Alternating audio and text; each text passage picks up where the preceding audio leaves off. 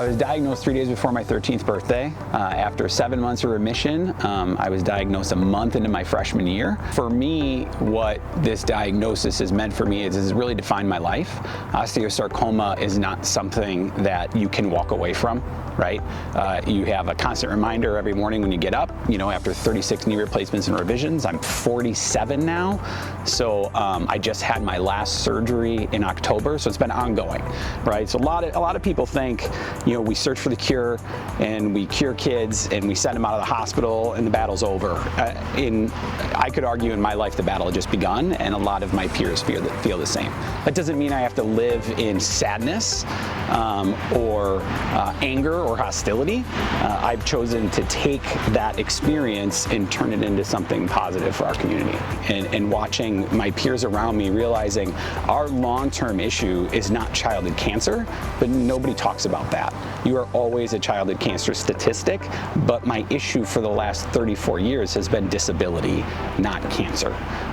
And so I realized I've got to do something to give everybody a higher quality of life, and again, what I call our new normal.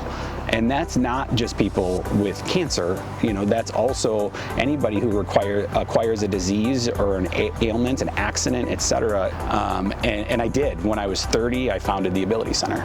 We have created 3 pillars in the community that help people play, again, together with the people they love most. So whether that's outdoor open gyms, indoor open gyms, or school-based programs where we go in and play with every kid in what we call a different pair of shoes, you know, or our ramp-up movement that people are pretty familiar with, which is where we made Bradford Beach the country's most accessible beach, and now we're transforming this Wisconsin Avenue Park we sit in today into the country's first universally inclusive park. A universal park is all about going beyond the playground, right? So when we create playgrounds for kids, we are thinking about usually just the child with a disability. If we're going to create an inclusive playground, we're not thinking about the holistic experience that they bring with their family, with their friends, with grandmas, with grandpas, with moms, with dads, you know, with siblings, with cousins, with aunts, with uncles. We just think about that child that might need an experience. But make no mistake, that individual child with a disability comes surrounded by able-bodied people that they want to play with. And so that opportunity for us to have a holistic family experience, a holistic community experience, that to me is what this universal park is about. We approach the Milwaukee County parks, who we already have a great relationship with based on the things we've done at Veterans Park, Red Arrow Park, and Bradford Beach. So we started finding who was going to be best to serve that mission.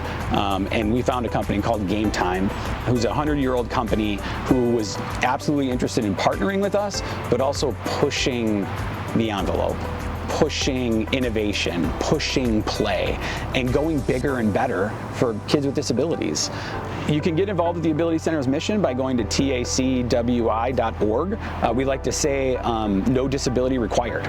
This is for everybody, and we all play in a different pair of shoes and play in an adaptive way, and it's a way that people can connect, and people can understand one another, and people can see what someone's abilities really are instead of their disability. The advice that I would give to long-term survivors is to never stop being your own advocate. You have to continue to fight for you. I wish people knew that the fight is really beginning in survivorship. So there is data and stats that say 95% of childhood cancer survivors leave with post-secondary conditions.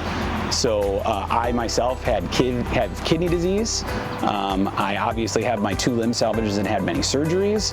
I have high blood pressure from my treatment.